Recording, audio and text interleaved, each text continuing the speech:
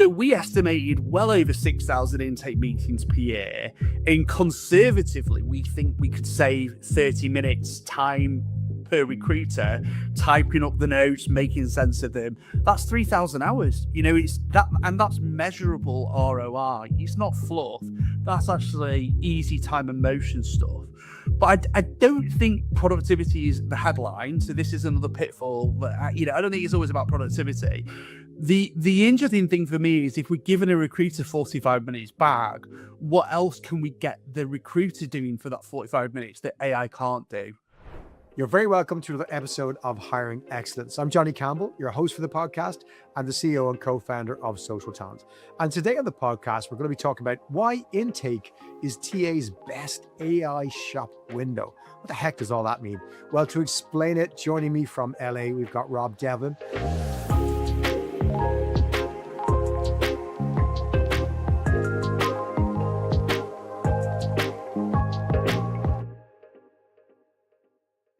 Rob Devlin, his voice is not very Californian. You can guess first where he's from.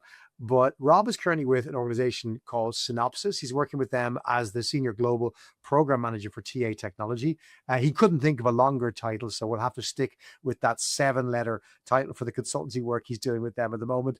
Rob, you're very welcome to the show. Dying to dig into this and to figure out why intake is TA's best AI shop window. But before we go there, tell us about yourself, mate. Tell us what accent that is, what brought you to LA, and maybe who Synopsys are for those who aren't familiar with the organization. Yeah, definitely. Great to meet you, Johnny, and thanks for having me on the show.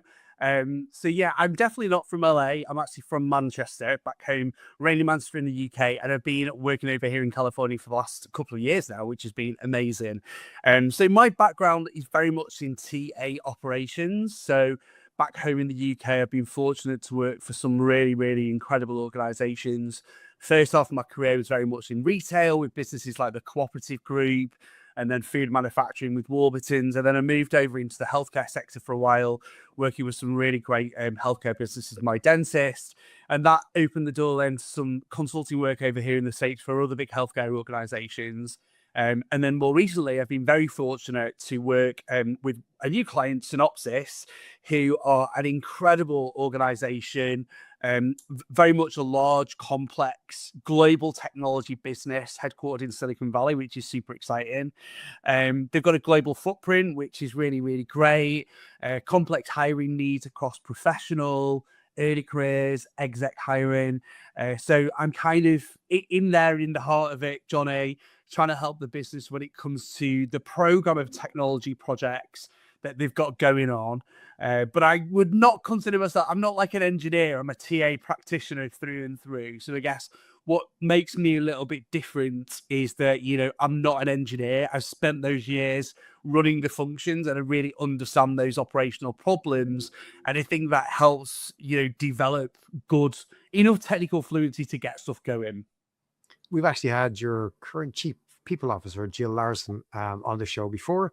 I think before she was with Synopsys, she joined us probably back in the early days of the podcast. And even one of your colleagues, Ed Nathanson, been on the show. So there's a pattern of great talent going through Synopsys, in my opinion. Oh, great. Or else we're just running out of places to source great guests, Rob. You could, well, I'll let the audience decide when they rate the show at the end. But genuinely, Rob, you have had the opportunity over the years to really probably dig into more TA tech solutions, stacks, categories than most, right? It's often been a part of your skill set, right? Is to kind of evaluate the tech. And I guess that's not your primary reason for doing it. Your primary reason for doing it is that you're trying to solve problems for organizations, right? But walk us through kind of when you first kind of got involved in this kind of need or our career need to go look at tech and understand what's happening in the TA world. Where did it come from? Yeah, Where did it start? Yeah, it's a great question. So I think what I see, like most people that work in TAs, that the role is becoming much more of a technologist role, just because that's the way that the business is going. Everything is very much, linked to technology. And obviously the general conversation you're going to have is around your core recruiting platform, you know, your ATS system. We're working with Avature, who are great technical partners. I've been fortunate to work with them previously. But, you know, it's never just about your core ATS now, because you've got to think about your CRM, candidate workflows, communities. How does that talk to external agencies? You've invariably got things like technical partners on candidate experience, employer brand, careers website, LinkedIn. We're doing lots of really cool stuff at the minute around skills-based hiring with TechWolf. We work with multiple other companies in our tech stack. So I feel sometimes, Johnny, like my job, I'm like a translator, you know, sat in a room with people speaking all sorts of different languages. But ultimately, I'm trying to solve very practical problems. And my job is to help everyone speak the same language so we can get to solution through really great collaborative thinking. And I think there's like a real art to that, you know, getting the most out of partnerships. And I call it alliance because I really like to think that everyone involved in solving the problem, whether you're working for Synopsys or you're working for Avature or Radiancy or whoever it is, we're all part of that same team, ultimately, you know, trying to work together. So, like, I'm on the vendor side, right? We have a product learning tool that most people know about. We've an AI product called Cara that is launching to market at the moment. So I'm a vendor, right? We produce TA technology. I'm a big fan of TA technology, but a lot of it's shit, Rob. Like, you got to admit, right? Like, there's a lot of charlatans out there.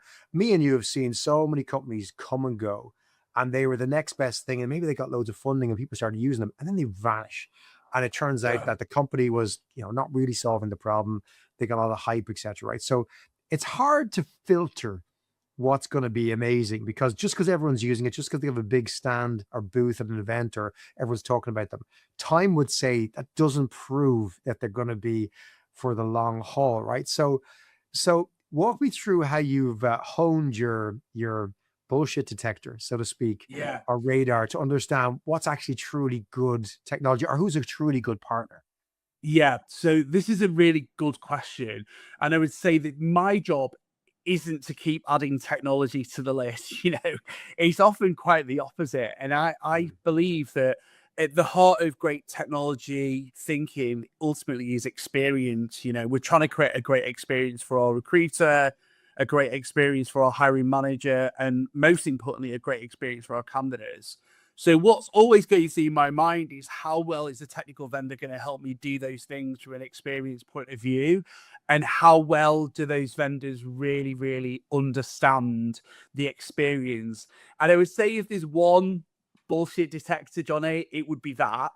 mm, Because, you know, understandably, a lot of vendors will lead with very technical jargon and, you know, they love word salad. They'll be talking about paradigms and, you know, APIs and all this sort of stuff. But I'm kind of like proudly not in that camp. I come from the real world of TA operations.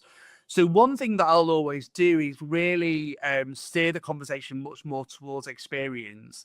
And I mm, like to hear vendors talking about how they're going to make life easier and make life simpler for my business partners and for my teams, because ultimately that's what drives great business. You know, is process simplicity, a user experience which is enjoyable, it's enriching. You know, you want to look at that recruiter homepage, you want to use the technology. So I would use that to cut through. The other thing that I've noticed recently is it used to be a bit easy because if you needed an ATS, you knew what an ATS did, right? Broadly speaking, they do the same thing. But now the vendors, they do so many different things, you know, and they'll often, you know, when you look at the website, they'll say we do AI intake generation, AI interviews, AI interview notes, interview coaching. You know, it's just a massive list. So one of the things that I like to do is to just really cut through and understand what is your core proposition. mm. You know, so if there's one thing that you said of all those things you're really good at, what is it? And let's focus on that. Because we're all scrambling to try and understand what do we need to do, what's the primary problem we need to solve with AI.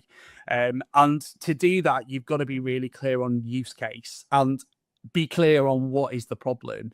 Is it candidate fraud detection, or is it enabling, AI interviews, because all of these things are solving different problems. So like I said earlier, my role in the business is to kind of like have those coaching conversations with our business owners to say, right, Johnny, if these 5 things the technology can do, let's put them in rank order. And again, we'll use that as part of our assessment of the vendors to line people up.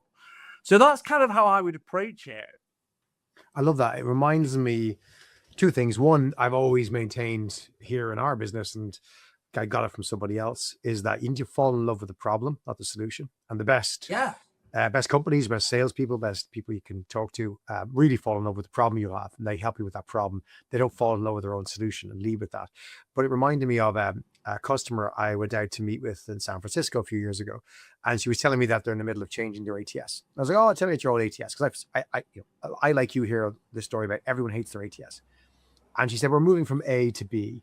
I was like, "Why are you getting rid of A? Is it no good?" And she's like, "Listen," she goes, "A was brought in before I joined," she said, "and my predecessor optimized for data.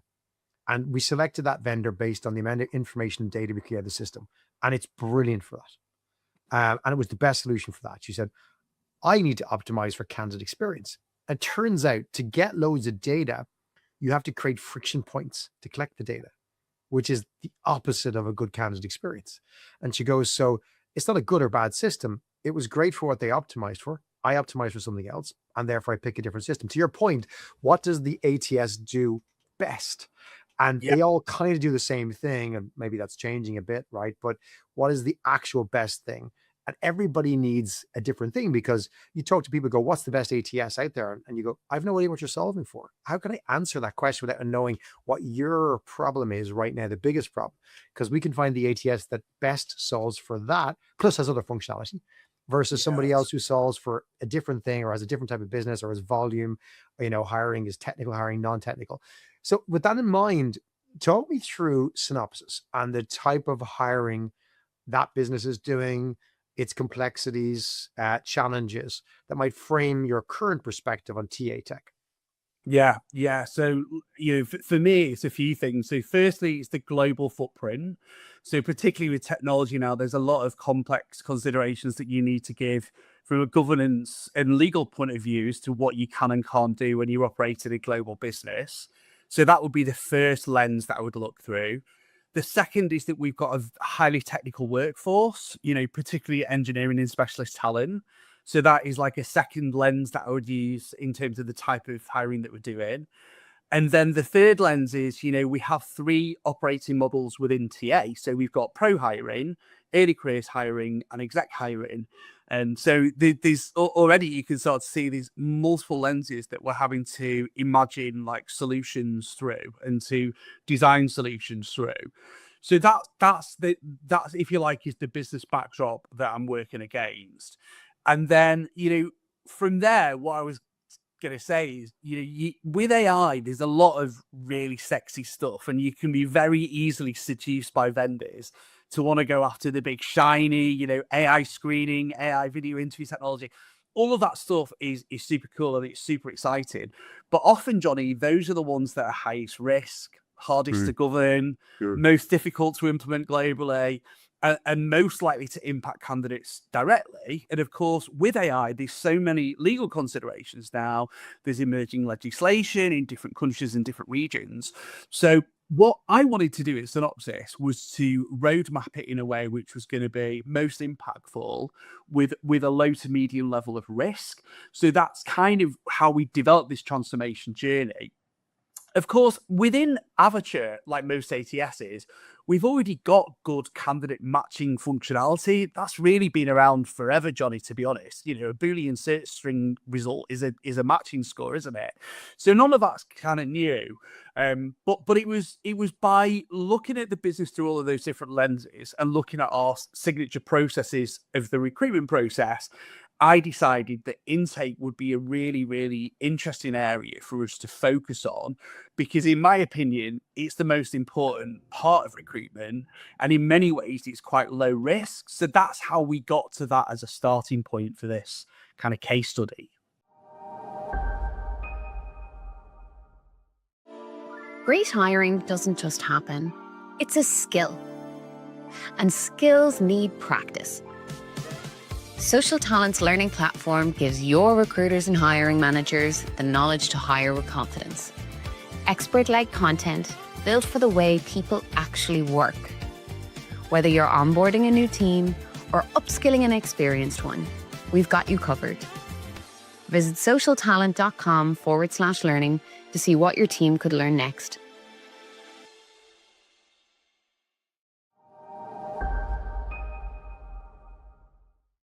I love this, Rob.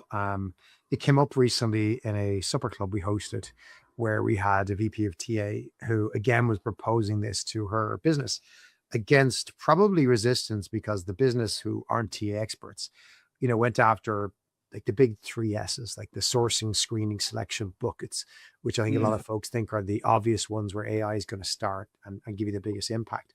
And she was set with a task of reducing 40% of the transactional work in TA. And so therefore, if you look at a workflow, you go, well, where are the transactions? And you might say, well, 20% is screening or 20% is sourcing. So therefore, they're the big book, let's go after them. And her thesis was, well, you could look at it that way, break it up and see where the biggest chunks are. Or you could say, well, there's 10,000 transactions. And okay, 20% could be sourcing. So that's 2,000 transactions. But what if at the start of the process, I just got the actual rec right and the sourcing plan, the strategy, things like going, do I need to go external? Can I go internal? Should I go agency? No agency. Should I go sourcing, advertising? Do I have 5 requirements? 3? Is my salary level right? Are there targeted companies I can focus on? Actually, you might reduce the volume by 50% by doing that, which creates all sorts of savings across every workflow. And actually, that's the thing that if you're an expert in TA and you actually work the job and you do the work, you start saying up the top of the funnel is where you need to put the effort. Was that kind of your framing of that to say, it's different to what maybe people outside TA expect?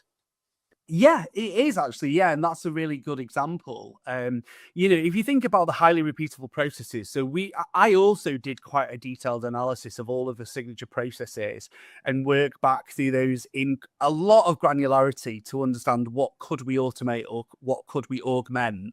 But I suspect, like a lot of the people listening to this podcast, they're also having to think through how many internal hoops they've got to jump through to mobilize any kind of AI technology. And our business in particular, because of the nature of the work we do and the nature of our clients, it's so highly regulated. We've got even more hoops that we've got to jump through. So with intake, I do think that this is the most important part of the recruitment process. And really what happens today is, a recruiter's got to do an intake, they've got to listen, they've got to understand the role, challenge the hiring manager, take notes, capture ACS information, demonstrate expertise of the market, identify sourcing challenges, bias. There's a lot of stuff going on, in that process, Johnny. And essentially what we're asking the recruiter to be is an advisor and a stenographer. They're asking questions, they're listening, they're writing things down. It's kind of clunky. And before what we thought about was, okay, so with AI, what could we do to help before, during, and after that intake process? So, and we also thought about what data can we get the AI hands on, which is lower risk. So anything candidate facing generally, I would say, is regarded as more high risk. But if it's internal facing data, low risk, and, available information in the market, again, low risk. So in the first bucket, before the intake, we were thinking, okay, so the AI could help us with previous hiring information, talent market data, potential talent availability, sourcing challenges, historical profiles, all that sort of stuff.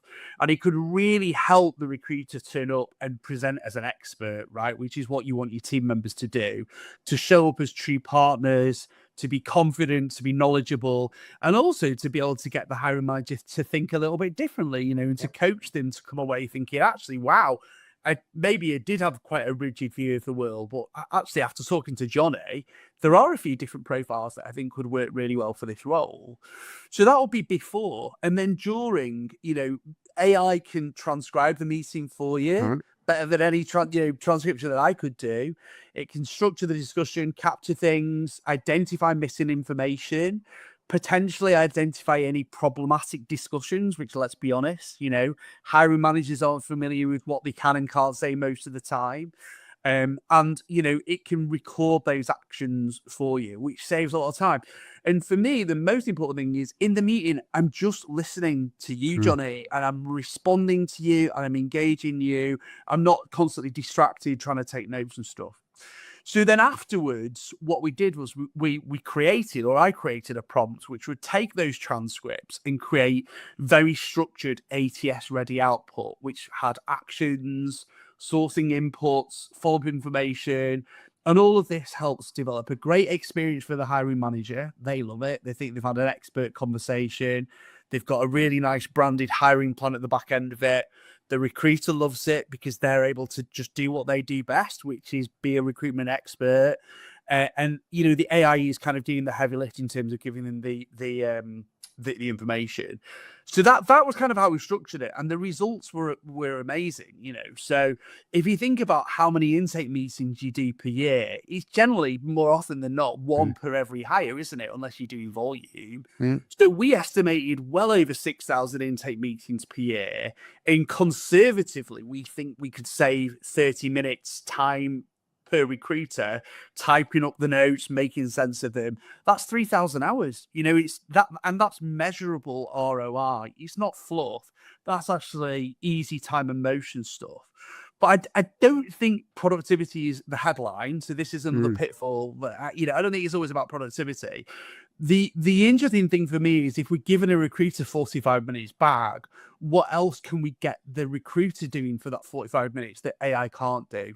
And that's to be a human, to build a relationship, to have an influencing conversation. Hey, Johnny, good luck tomorrow. Is there anything else I can do to prep you for that interview?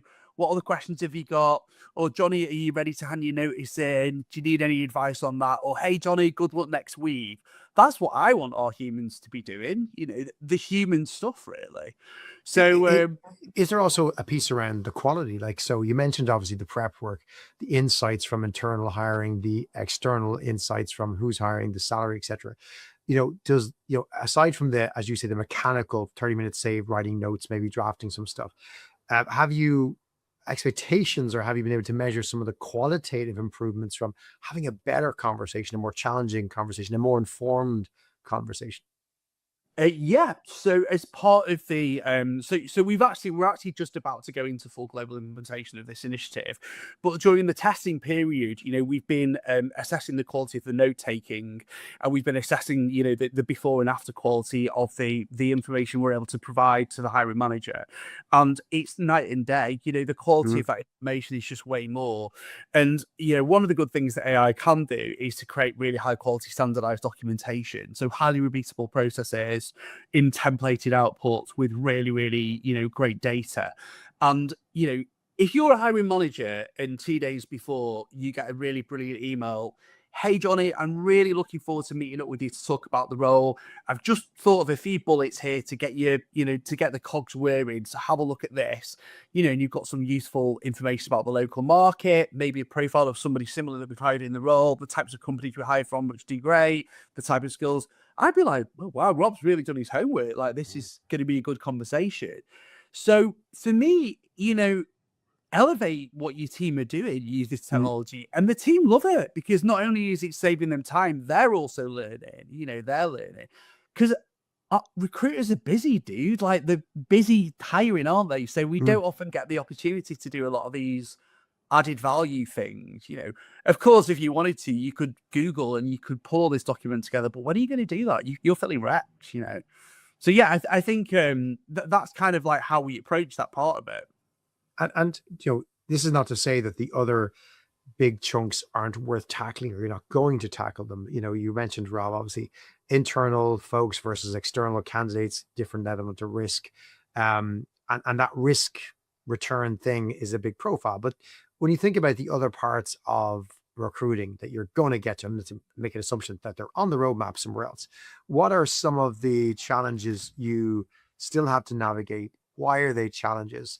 And where do you think we're going directionally to try and solve them? Yeah. So, I mean, I think at one end, AI summarizing my intake meeting is relatively low risk, right? Right. So that's going to be the starting point for it, or the Trojan horse to get things going. AI recommending candidates, we're probably moving along the risk axis, but and my take on it is we've been doing that for years and years and years with Boolean, really. So, like, are we doing anything that differently? I'm not sure we are. And then AI screening or influencing who progresses much higher. So for me, the closer the technology gets to a decision about a human being, rightly, the more scrutiny that deserves. And rightly, we have to show human in the loop decision making accountability on our Agreed. side. Agreed. So I'm very much like, we do it in chunks, slowly, catch a monkey. There's so many people that we need to get on board. So we've got an axis of low to high complexity lifts for AI and associated risk globally, because there are real legal challenges that we have with legislation on it. So for listeners, I would start at that end, intake, job description generation. That's another good one where AI can do a pretty good job of it. Don't take you right off the ball with it. AI is going to make a mistake, so don't be posting those job descriptions without checking them. But I do think that governance, particularly global governance, makes it more complicated, because you're having to think about different legislation, privacy, data protection, security, bias, the list goes on, Johnny, and it's complicated, so go for some of the low-hanging fruit is my advice. I was talking to somebody only 2 weeks ago about the fact that, again, you talked about at the start of the show, recruiting globally and the considerations. And we have the EU AI Act in jurisdiction I'm sitting in right now. And people think that's the thing to be governed, and it's been delayed till the end of the year for its implementation. But then the EU brought out another act in July, I think, of 2026 around publishing business content on the internet that says if it's generated by AI, it needs to be declared. So if you've written a job spec with AI and it's automated and posted, never approved, you actually have an obligation, not under the EU AI Act, but under this web publishing act that says that needs to be declared. And I just don't think that a recruiter is following the other acts. And that's just the EU. There's other jurisdictions, everything else. Like, how are you keeping track of the minefield of legislation that's evolving every day on this? And what direction do you think it's going to go in? Yes. So how am I keeping track of it is by being best friends with our legal, privacy, security, and governance teams, Johnny, to be honest. Smart. You can't do it all yourself, right? So this is it's a team sport. So be best friends with those partners within your business, and don't bring governance in at the end. They need to be part of the journey, start to finish. 100%. Because, rightly so, when we began these conversations internally, there was a lot of apprehension, rightly. So you have to get those teams to really trust you as an expert, and develop your own simple frameworks that make it easier to enable those conversations. Start at that easier end of the axis, get wins, build interest, build confidence in your internal partners, and lean on those internal partners as well to help you with the roadmap.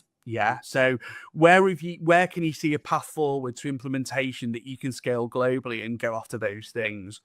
Otherwise, it can be, you can get a bit overwhelmed and just think, oh, I can't do anything, because like it's all too complicated. So definitely start easy and then build up gradually would be my advice.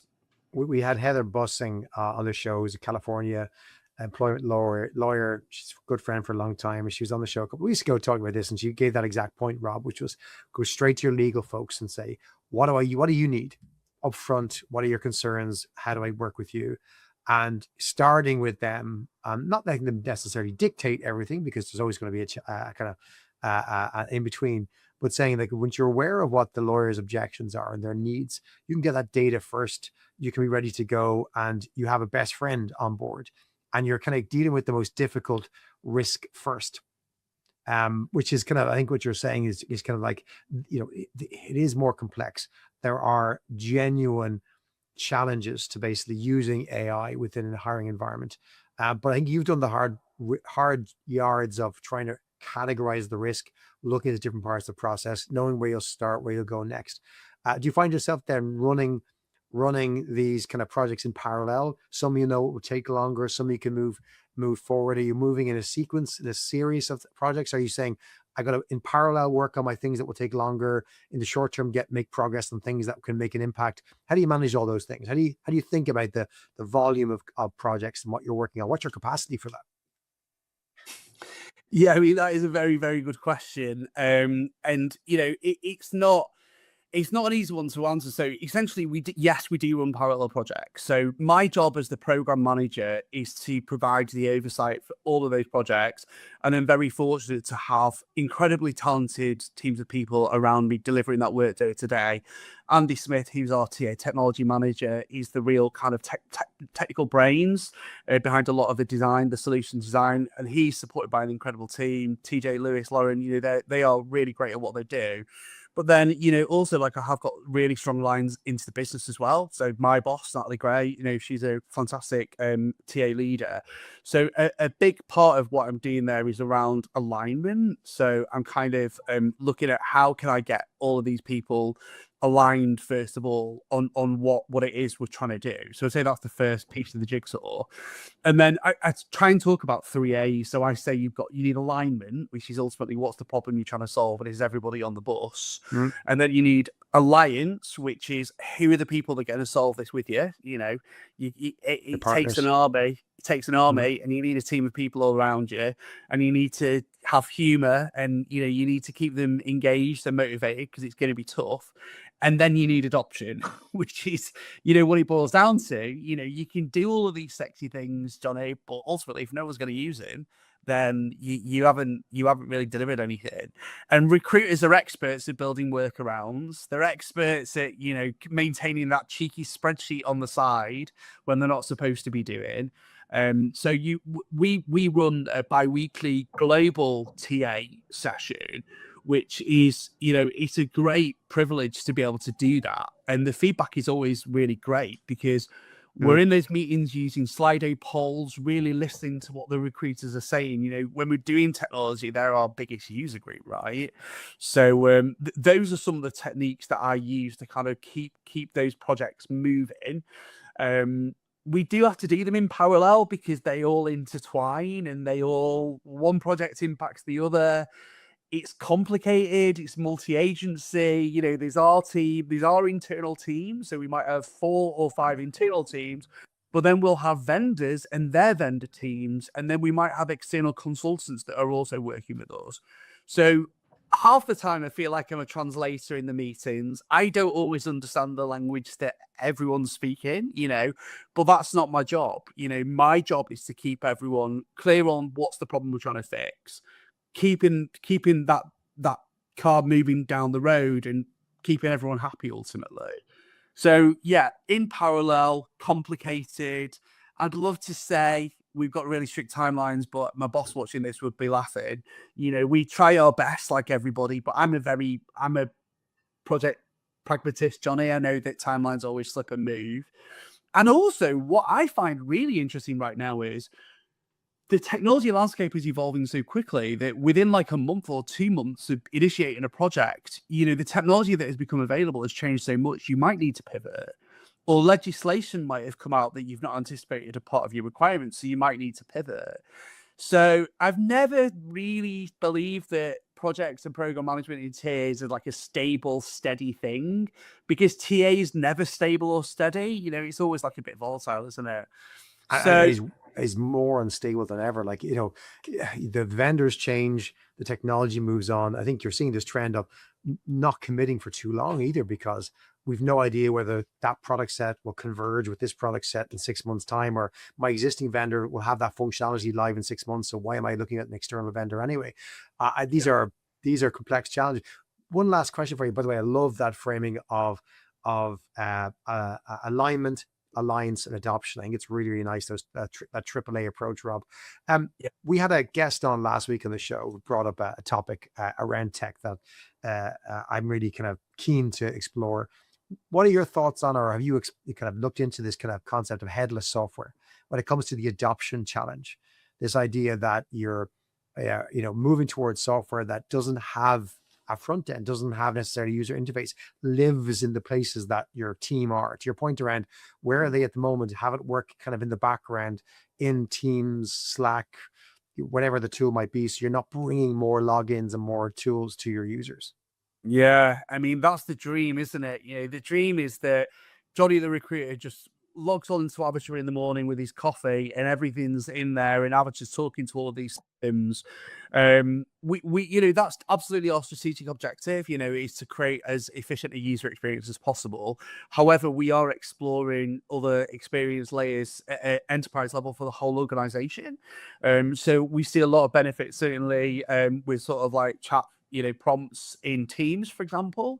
But I'm a very passionate believer in you've got to keep it as easy as possible. And I do not want Johnny to have to do a bit in Avatar, then go to, Tech Wolf and go to the Degreed. And, it's just too complicated. We've got too much going on. So the drive and the aspiration is to keep everything in Avatar as much as we can do. And I have to say, Avatar technology enables us to do that through our own API builder within the system. But it's not always perfect, So thankfully we've got some great brains in our technology team. But that's really our strategy right now. The future may look slightly different. So we work with ServiceNow, we work with other technology providers. That may change things, but right now I feel like where we are on our technology maturity journey, the strategy is very much in Avatar. Rob, I'd love to get an update maybe in 2 years' time, see what's changed. It's moving fast.